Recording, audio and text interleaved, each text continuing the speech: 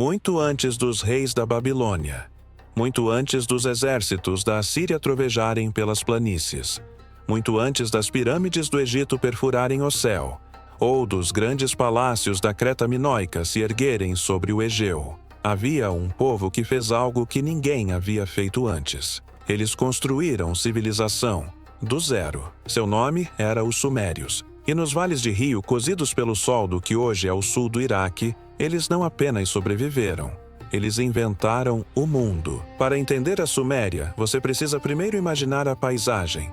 Dois grandes rios, o Tigre e o Eufrates, descem das montanhas da atual Turquia, cortando centenas de quilômetros de terreno plano e árido antes de desaguar no Golfo Pérsico. Os antigos gregos chamavam esta região de Mesopotâmia, a terra entre os rios. E que terra era! O solo depositado por esses rios era extraordinariamente fértil, capaz de produzir colheitas tão abundantes que podiam alimentar cidades inteiras. Mas os próprios rios eram traiçoeiros, imprevisíveis, propensos a inundações devastadoras e cercados por um dos climas mais severos da terra. Quase não havia pedra, quase nenhuma madeira, nenhuma defesa natural. Apenas terra plana, quente, inundada pelos rios, estendendo-se até o horizonte em todas as direções. A maioria das pessoas olharia para este ambiente e veria impossibilidade. Os sumérios olharam para ele e viram potencial. Eles não foram as primeiras pessoas a se estabelecerem ali. Culturas anteriores, os Ubaid e os Uruk, haviam estabelecido as bases, criando as primeiras comunidades agrícolas na região. Mas foram os sumérios que pegaram tudo a que veio antes e elevaram a algo sem precedentes. Eles levaram a organização social, o pensamento religioso e a inovação tecnológica a um nível que o mundo nunca havia visto. E ao fazer isso, por volta de 5.000 anos atrás, cruzaram um limiar, do mero assentamento para o que reconheceríamos inequivocamente como civilização. Por volta de 35 séculos antes de Cristo, uma descoberta estava transformando o mundo antigo: o bronze. A fusão de cobre e estanho criou um metal muito mais duro e durável do que qualquer um dos elementos sozinho. O bronze podia manter um gume mais afiado do que qualquer ferramenta de pedra. Podia suportar o choque da batalha de maneiras que o cobre não podia. Ferramentas de bronze limpavam terras com mais eficiência. Armas de bronze davam aos exércitos uma vantagem decisiva. E na Mesopotâmia, esse salto tecnológico coincidiu com uma explosão de crescimento urbano. Cidades começaram a se erguer, cidades reais, maiores e mais complexas do que qualquer coisa que havia existido antes.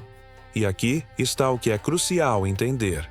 Estas não eram colônias de algum império central. Eram poderes independentes, cada um mundo soberano em si mesmo. Os sumérios as chamavam de cidades-estado.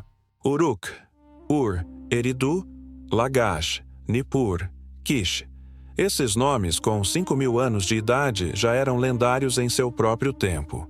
Uruk, a maior de todas, inchou para uma população de mais de 50.000 pessoas, um número que teria sido absolutamente assombroso para qualquer pessoa viva em 3.000 a.C. Muralhas de quase 10 quilômetros de comprimento a cercavam. Seus templos dominavam o horizonte por quilômetros. E de acordo com a tradição antiga, foi em Uruk que o lendário rei Gilgamesh uma vez caminhou entre os mortais. Mas por todas as suas diferenças, essas cidades compartilhavam um desafio comum, um que definiria inteiramente a civilização suméria. A terra entre os rios era fértil, sim, mas não era gentil. As inundações anuais do Tigre e do Eufrates não eram nada como as inundações ordenadas e previsíveis do Nilo no Egito. Na Mesopotâmia, as inundações podiam vir repentinamente e com força catastrófica, varrendo comunidades inteiras em horas. Sem o manejo adequado, os mesmos rios que davam vida podiam facilmente tirá-la. E então havia o problema oposto: a seca. Nos meses de verão, a terra assava sob um sol implacável. Sem água, as plantações murchavam, os rebanhos pereciam, as cidades passavam fome. Os sumérios responderam com engenharia. Eles projetaram e construíram um dos sistemas hidráulicos mais sofisticados que o mundo antigo já havia visto. Canais se estendiam por dezenas de quilômetros, redirecionando a água do rio para campos que de outra forma seriam muito secos para cultivar. Diques e muros de terra controlavam as inundações, protegendo plantações e casas. Reservatórios armazenavam água durante a estação chuvosa para uso nos longos meses secos. Comportas regulavam o fluxo de água com precisão notável. Isso não foi improvisado. Foi deliberado, organizado, infraestrutura em grande escala, exigindo coordenação entre comunidades inteiras, planejamento centralizado e um nível de conhecimento técnico que tinha que ser acumulado, registrado e transmitido através de gerações. Os sumérios não tinham montanhas ricas em madeira, nenhuma pedreira cheia de pedra, nenhuma barreira natural para protegê-los de inimigos. O que eles tinham era sua inteligência, sua organização e sua extraordinária disposição para remodelar o mundo, em vez de simplesmente aceitá-lo. E remodelar foi o que eles fizeram. Fique no centro de qualquer cidade suméria, e seus olhos seriam imediatamente atraídos para cima. Elevando-se acima de cada telhado, visível de quilômetros de distância, estava o zigurate, uma pirâmide escalonada de tijolos de barro subindo para o céu, seus níveis em terraços plantados com árvores e jardins, seu cume coroado com um templo. O zigurate não era meramente arquitetura impressionante. Era uma declaração em pedra e argila de que os deuses viviam aqui e que esta cidade era sua casa terrena. Cada cidade suméria pertencia a um deus. Não simbolicamente, não metaforicamente, literalmente. A cidade era propriedade do deus.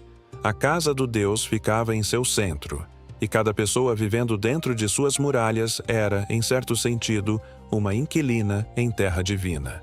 Uruk pertencia a Inanna, deusa do amor e da guerra, uma das figuras mais complexas e poderosas em todo o panteão sumério. Nippur era sagrada para Enlil, o deus do vento e da autoridade divina, cuja bênção era necessária antes que qualquer rei pudesse reivindicar legitimidade.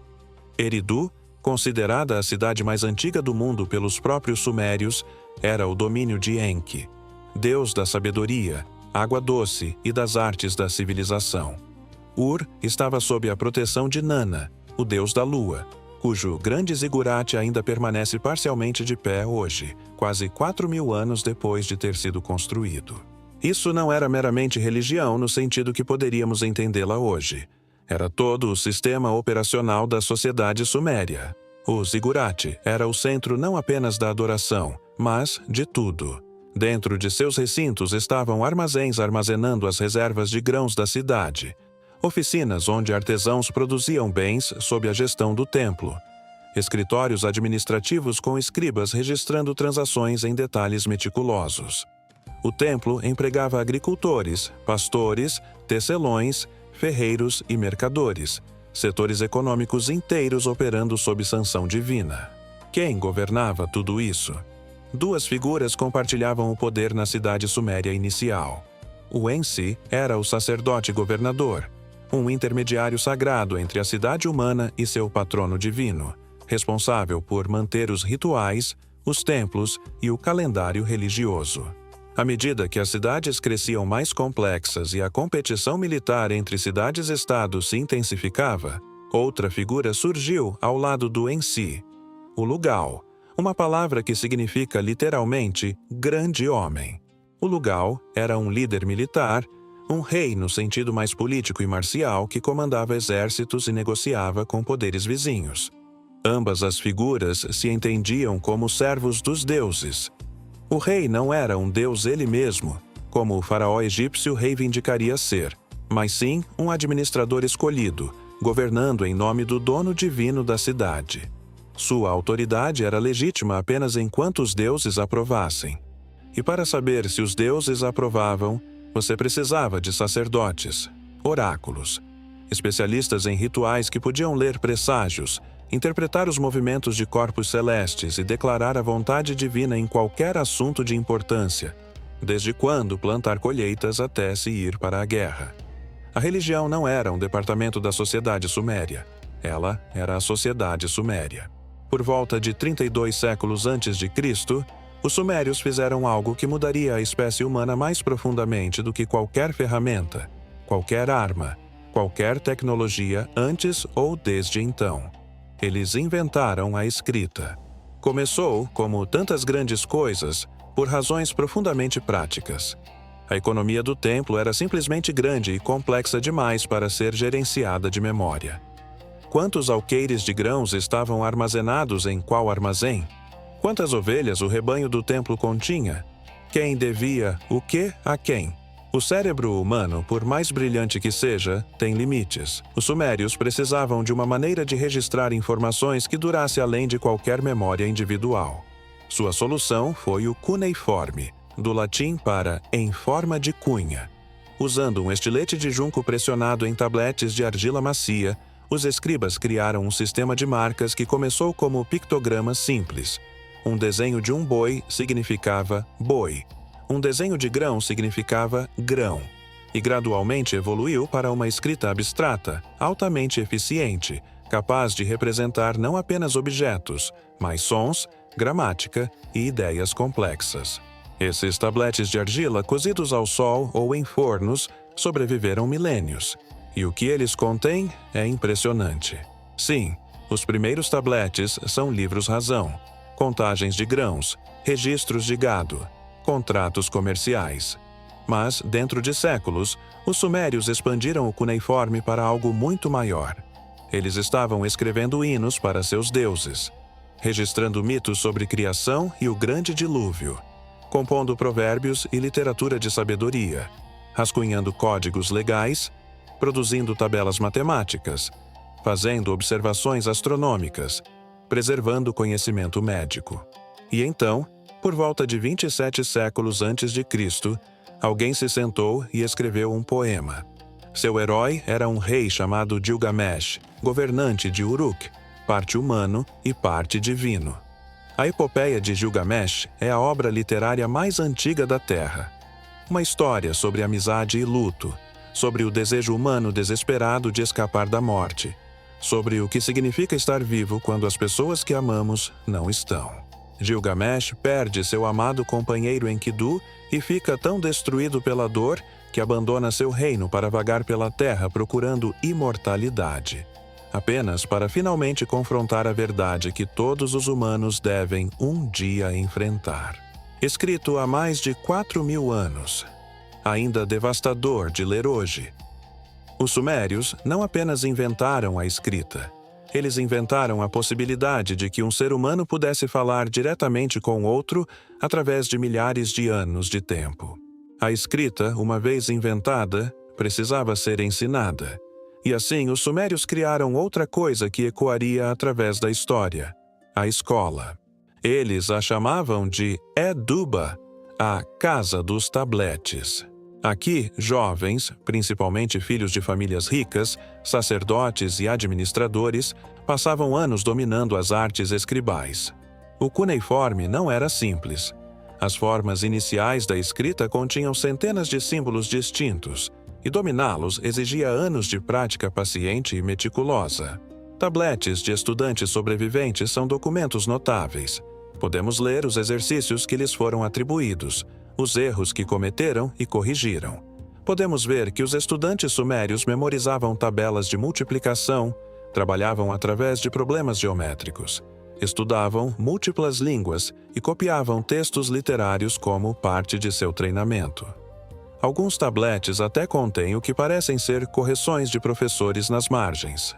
Os escribas que emergiam dessas escolas estavam entre as pessoas mais poderosas da sociedade suméria. Não guerreiros, não sacerdotes, mas mestres da informação.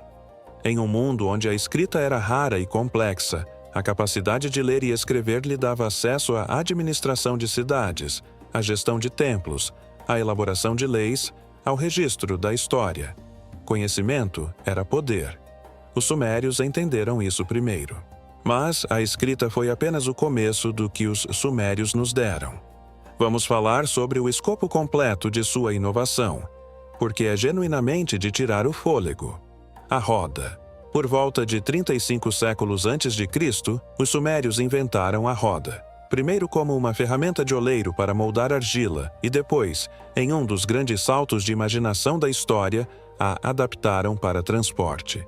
Carroças com rodas transformaram o comércio, a agricultura e a guerra em todo o mundo antigo. Hoje ainda usamos a roda em praticamente todas as máquinas que a humanidade já construiu. O sistema sexagesimal. Os sumérios desenvolveram um sistema matemático baseado no número 60, porque 60 é divisível por um número extraordinário de números inteiros. O legado dessa escolha está ao nosso redor. Agora mesmo. 60 segundos em 1 minuto, 60 minutos em 1 hora. 360 graus em um círculo. Toda vez que você verifica as horas, está usando matemática suméria. Astronomia. Os sumérios estavam entre os primeiros observadores sistemáticos do céu noturno. Do topo de seus zigurates, sacerdotes rastreavam os movimentos do Sol, da Lua e dos planetas visíveis com precisão meticulosa. Eles identificaram constelações, calcularam ciclos lunares e desenvolveram calendários que coordenavam a atividade agrícola com eventos celestiais. Eles dividiram o dia em 12 horas duplas, o ancestral de nosso próprio relógio de 12 horas. Alguns de seus registros astronômicos eram tão precisos que estudiosos modernos os usaram para calcular as posições de planetas antigos. Comércio e lei. Os sumérios desenvolveram pesos e medidas padronizados para facilitar o comércio. Eles inventaram o selo cilíndrico, um pequeno rolo de pedra gravado com um design único que, quando pressionado em argila, deixava uma impressão distinta funcionando como uma assinatura ou marca. Eles escreveram contratos comerciais, recibos e até o que podem ser os códigos legais mais antigos conhecidos do mundo, estabelecendo direitos, responsabilidades e punições por escrito séculos antes das famosas leis de Hammurabi. Uma civilização não é apenas sua tecnologia. Ela também é feita de seus sonhos, de seus medos, de sua beleza e de seu senso do sagrado. Os sumérios compreendiam isso profundamente. A arte que criaram não era decorativa em qualquer sentido frívolo. Ela era profundamente funcional, carregada de significado, construída para conectar o mundo humano ao divino. O estandarte real de Ur, uma caixa de madeira incrustada com concha, lápis-lazuli e calcário vermelho, descoberta nas tumbas reais de Ur, retrata de um lado um rei banqueteando-se com sua corte enquanto músicos tocam, e do outro, o caos da guerra. Soldados marchando em formação, prisioneiros sendo conduzidos diante do rei, inimigos sendo abatidos. Guerra e paz, poder e celebração. Tudo representado com detalhes impressionantes por volta de 2600 a.C. A lira de Ur, encontrada nas mesmas tumbas reais, ao lado dos restos mortais de seus músicos que parecem ter acompanhado seu rei na morte, é um dos instrumentos musicais mais antigos já descobertos. Sua cabeça dourada de touro nos encara através de 4.600 anos com uma expressão que, de alguma forma, é ao mesmo tempo serena e melancólica.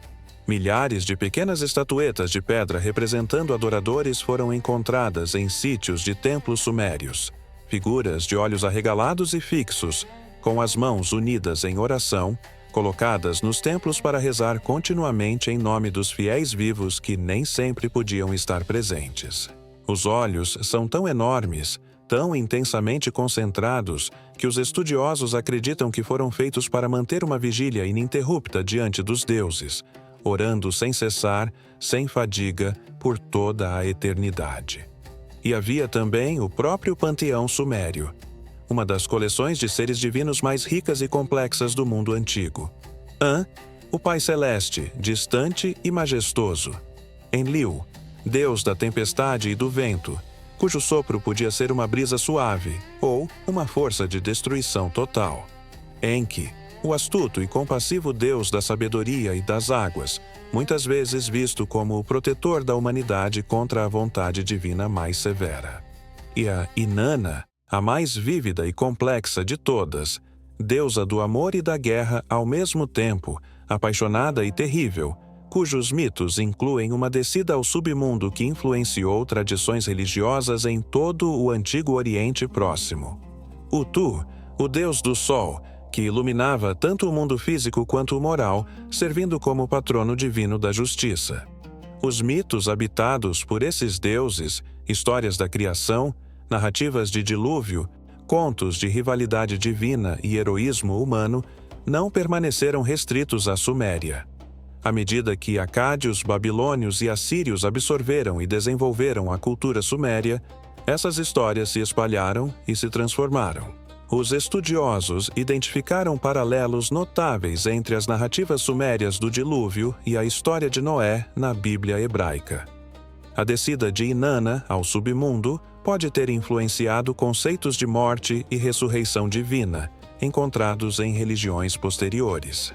A visão suméria do cosmos, da vontade divina agindo por meio dos fenômenos naturais, dos seres humanos criados para servir aos deuses, tudo isso penetrou no DNA espiritual de todo o Antigo Oriente Próximo. Estamos por volta de 27 séculos antes de Cristo. De um lado, as cidades-estado da Suméria, orgulhosas e urbanizadas. Do outro, os elamitas, vindos do Planalto iraniano.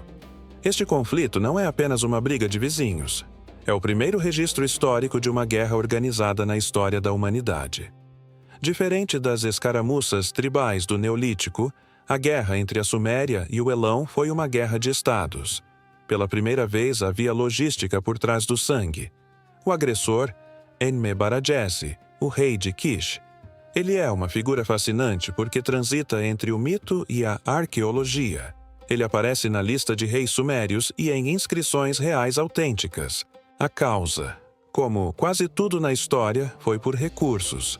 A Suméria era rica em grãos, mas pobre em madeira, metais e pedras preciosas, itens que o Elão possuía em abundância. Segundo as crônicas sumérias, Enmebaragese liderou suas falanges contra as montanhas do leste. O texto histórico é curto, mas brutal. Enmebaragese, o rei que levou as armas do país de Elão como despojo, tornou-se rei. Esta frase minimalista esconde uma revolução tecnológica. Imagine o choque. Os elamitas, talvez mais acostumados com táticas de guerrilha em terrenos acidentados, enfrentando as formações cerradas de Kish. Para entendermos essa guerra, precisamos olhar para o que mudou no campo de batalha. A falange primitiva. Gravuras da época sugerem que os sumérios já utilizavam escudos pesados e lanças, movendo-se em blocos coordenados. O carro de guerra. Aparecem os primeiros tanques, carroças pesadas de 4 rodas puxadas por onagros, asnos selvagens. Eram lentas, mas o impacto psicológico e a função de plataforma para dardos eram devastadores. A escrita como arma. Esta guerra é histórica porque foi registrada. O uso da escrita cuneiforme permitiu que a vitória fosse imortalizada, servindo como propaganda política para consolidar o poder de Kish sobre as outras cidades sumérias. A vitória de Enmebaragese estabeleceu um padrão que duraria milênios. A hegemonia de Kish. Kish tornou-se a cidade dominante, dando origem ao título Rei de Kish, que simbolizaria a soberania sobre toda a Suméria. Esse conflito deu início a uma animosidade entre a Mesopotâmia e o Elão que persistiria por mais de 2000 anos. Para vencer, o Estado precisou cobrar impostos, estocar grãos para os soldados e fabricar armas em massa. A guerra, ironicamente, acelerou a burocracia estatal. É fascinante notar que a primeira página da nossa história militar não é sobre defesa, mas sobre um ataque preventivo por recursos e glória. Enmebaragese não queria apenas terras, ele queria o controle das rotas comerciais. Lugal-Zaghezi seria o protagonista do ato final da Suméria independente. Ele foi o homem que quase mudou o destino da Suméria, o arquiteto de um império que durou apenas um suspiro antes de ser atropelado pela marcha imparável de Sargão, o Grande. Até meados do século 24 a.C., a Suméria era um mosaico de cidades-estado em guerra perpétua. Lugal-Zaghezi começou como o Ensi, governador de Uma. Ele não era apenas um administrador, era um visionário implacável. Ele fez o que ninguém tinha conseguido antes. Conquistou as grandes cidades de Ur, Larsa e Nippur, e finalmente subjugou a orgulhosa Lagash, encerrando uma rivalidade de séculos. Ao estabelecer sua capital em Uruk, ele se proclamou o rei da Suméria. Em suas inscrições em vasos de quartzo, ele afirma que o deus Enlil lhe deu as chaves das terras entre o Mar Inferior, Golfo Pérsico, e o Mar Superior, Mediterrâneo. Foi a primeira vez que um governante expressou a ideia de um império universal. Lugal-Zaghese governou por cerca de 25 anos, um período de rara unidade cultural e política. Mas, enquanto ele consolidava o sul, uma nova força surgia ao norte, Sargão de Acádia. A batalha final foi devastadora. As falanges de Lugal-Zaghese, embora disciplinadas, foram superadas pela velocidade e pelos arqueiros de Sargão. O fim de Lugal-Zaghese é um dos momentos mais simbólicos da história. Segundo as crônicas, ele foi capturado e colocado em uma coleira de pescoço. Ele foi forçado a desfilar em frente ao portão de Enlil, na cidade de Nippur, o mesmo lugar onde, anos antes, ele havia sido coroado. Ali, o último grande rei puramente sumério foi exibido como um troféu, simbolizando que a era das cidades-estado independentes havia acabado para sempre. Para os historiadores, Lugal-Zaghese é o elo perdido entre a cidade-estado e o império. Ele foi o último dos sumérios a sonhar com a glória total sob o antigo sistema. O fim dos sumérios não foi uma única explosão catastrófica. Foi uma tragédia em câmera lenta. Uma combinação de hubris ambiental, conflito interno e a inevitável ascensão de novos poderes famintos. Antes de falarmos sobre exércitos invasores, devemos falar sobre o solo. Os sumérios eram mestres da irrigação, mas não entendiam a química de seu sucesso. Por volta de 2100 anos antes de Cristo, os próprios canais que os enriqueceram tornaram-se sua ruína. A água do rio continha quantidades de traços de sal. À medida que evaporava sob o sol escaldante, o sal permanecia. Ao longo dos séculos, a terra negra fértil tornou-se branca e estéril. A salinização fez com que a produção de grãos despencasse. Os deuses da colheita, ao que parecia, haviam virado as costas para a Suméria. Houve um último momento de brilho, a terceira dinastia de Ur. Por cerca de um século, a cultura suméria experimentou uma idade de ouro sob reis como Ur-Nammu. Eles construíram o grande zigurate de Ur e criaram o código de leis mais antigo conhecido. Mas era uma paz frágil. Eles estavam cercados. A oeste, os amoritas, tribos semíticas nômades, estavam empurrando para as planícies férteis. A leste, nossos velhos amigos, os elamitas, estavam observando e esperando por um momento de fraqueza. O fim veio com uma finalidade arrepiante. O último rei sumério, Ibi-Sin, assistiu enquanto seu império desmoronava. A fome agarrou as cidades e o governo central perdeu o controle. Os elamitas finalmente viram sua chance. Eles cruzaram as montanhas Zagros, sitiaram Ur e saquearam a Cidade Santa. Como historiadores, devemos distinguir entre o fim político e o fim cultural. Após a queda de Ur III, os sumérios nunca mais governaram a si mesmos. O poder mudou para o norte, para a cidade de Babilônia, sob o famoso Hammurabi. Embora o povo sumério tenha sido eventualmente absorvido pelas populações acádia e babilônica, sua língua sobreviveu por mais 2000 anos como a língua da religião e da ciência, muito como o latim na Europa medieval. Os sumérios não simplesmente desapareceram, eles se tornaram a fundação. Quando você olha para um relógio e vê 60 minutos, ou um círculo com 360 graus, você está olhando para o fantasma da Suméria. Eles nos ensinaram como construir, como escrever e como governar. E seu fim nos ensinou que mesmo os maiores impérios estão à mercê do meio ambiente e da passagem do tempo. A escrita cuneiforme, inventada na Suméria, foi adotada pelos acádios, pelos babilônios, pelos assírios, pelos hititas e dezenas de outros povos em todo o antigo Oriente Próximo. Adaptada a novas línguas, usada para registrar novas literaturas, até finalmente desaparecer do uso no primeiro século depois de Cristo, tendo servido como o principal sistema de escrita da humanidade na região por mais de 3.000 anos. O sistema matemático sumério ainda estrutura como medimos tempo e ângulos hoje.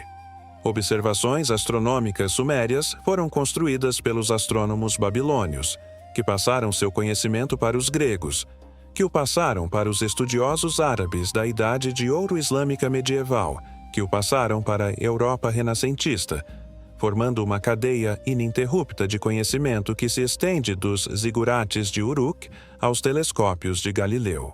Eles não apenas inventaram cidades, eles inventaram a própria ideia de ser civilizado. E 5.000 anos depois, ainda estamos vivendo no mundo que eles imaginaram. O que achou sobre a incrível história dos sumérios? Você já conhecia seus feitos e invenções? Deixe sua opinião nos comentários e lembre-se de deixar um like no vídeo e se inscrever no canal.